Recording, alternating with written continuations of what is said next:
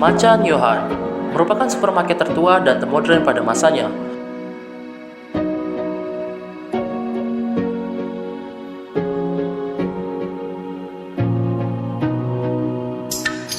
Sejak beroperasi pada tahun 1985 silam, memiliki banyak cabang bernama Macan Yohan dan Macan Mart. Perusahaan lokal retailer Medan ini bahkan pernah mendapatkan beberapa penghargaan. Muncul nama Macan, penanda hadirnya grup ini. Di bawah kepemimpinan generasi berikutnya, perusahaan ini juga kian menggurita. Jamak terlihat di setiap mall yang ada di Medan.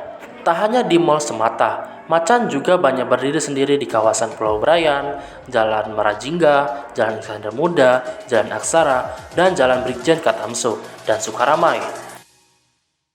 Namun siapa menyangka Macan Yohan bakal tidak beroperasi lagi, membuat sedikitnya 390-an orang karyawan dari berbagai lokasi panik. Satu komando, para karyawan pun bersama-sama menuju kantor pusat Macan Yohan yang berlokasi di Jalan Yosudarso, Medan. Singkat sejarah, ditutupnya Macan Yohan disinyalir dengan menurunnya omset Macan Yohan sejak menjamurnya Alfamart dan Indomaret di kota Medan.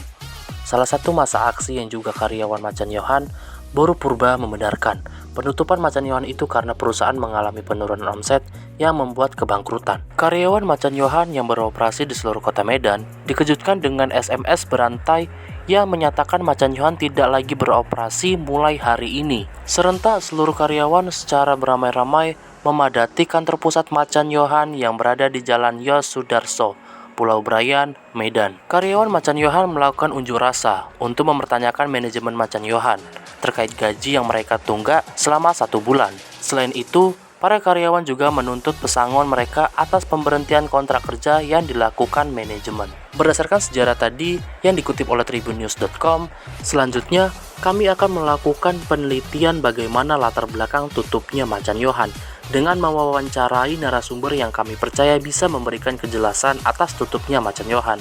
Salah satunya adalah bapak penjual sate tepat di depan gedung mangkrak Macan Yohan yang berada di Sukaramai. Bapak ini adalah salah satu saksi mata tepat pada 8 tahun yang lalu, tepatnya di tahun 2015, di mana kekiosaan Macan Yohan memuncak. Beliau ini adalah penjual sate sejak masa kejayaan Macan Yohan sedang berlangsung, tepatnya dari mulai 2007. Beliau menyatakan bahwa konsumen dari Macan Yohan ini, tepatnya Macan Yohan yang berlokasi di Sukaramai, kian tahun mengalami penurunan. Sebabnya, pada masa itu mulai banyak pesaing-pesaing yang mungkin lebih menguntungkan bagi para konsumen.